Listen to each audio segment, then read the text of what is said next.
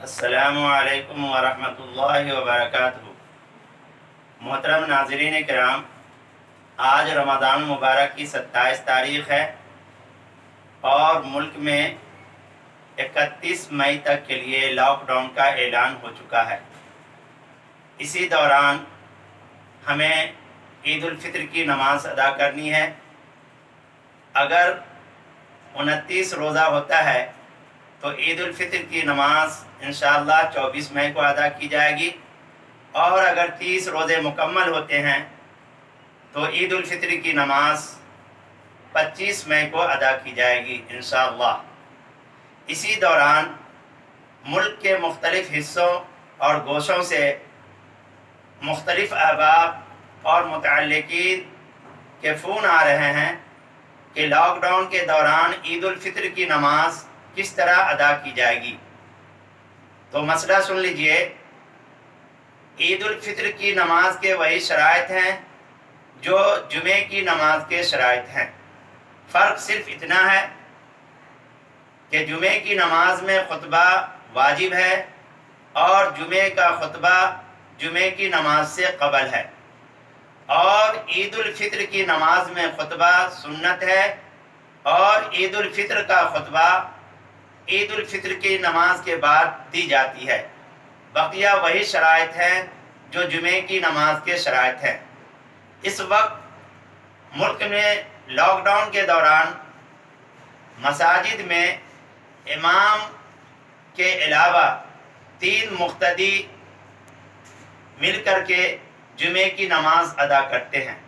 اسی طریقے سے عید کی نماز کے لیے امام کے علاوہ اگر 3 بالغ مرد ہیں تو عید الفطر کی نماز لوگ اپنے گھروں میں، بیٹھکوں میں، دروازوں پر جہاں چاہیں ادا کریں۔ اور اگر نماز پڑھانے والے نہ ہوں یا 3 بالغ مرد نہیں ہیں تو پھر ان پر عید الفطر کی نماز واجب نہیں ہے، بلکہ وہ عید الفطر کے دن 4 رکعت چاشت کی نماز تنہا یعنی الگ الگ پڑھیں گے۔ اب آپ عید الفطر کی نماز کی ادائیگی کا کیا طریقہ ہے وہ سماعت فرما لیجئے۔ سب سے پہلے نیت کرنی ہے کہ میں نیت کرتا ہوں 2 رکعت نماز عید الفطر کی واجب مع 6 زائد تکبیروں کے پیچھے اس امام کے واسطے اللہ تبارک و تعالیٰ کے منہ میرا کعبہ شریف کی طرف اللہ اکبر اللہ اکبر کہتے ہوئے دونوں ہاتھوں کو کانوں تک اٹھا کر کے ہاتھ کو باندھ لیں گے اور ثنا پڑھیں گے۔ اس کے بعد 3 تکبیریں کہی جائیں گی۔ پہلی 2 تکبیروں میں دونوں ہاتھوں کو کانوں تک اٹھا کر کے چھوڑ دیں گے۔ تیسری تکبیر میں دونوں ہاتھوں کو کانوں تک اٹھا کر کے باندھ لیں گے۔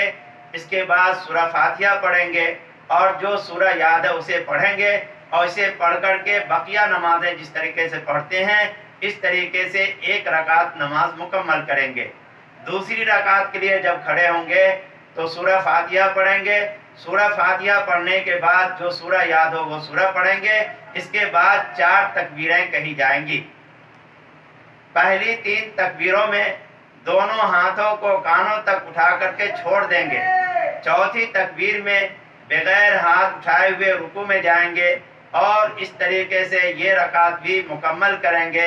2 رکعت مکمل ہونے کے بعد سلام پھیریں گے۔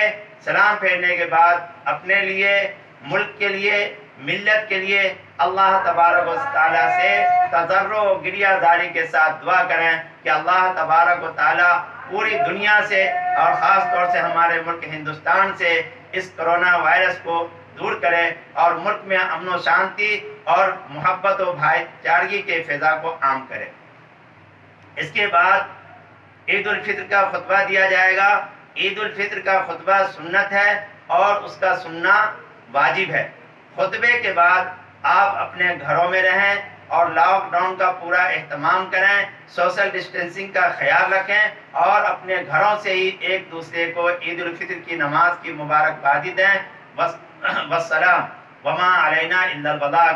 اللہ تبارک تعالی ہماری اور آپ کی اس کاوش کو قبول فرمائے. والسلام.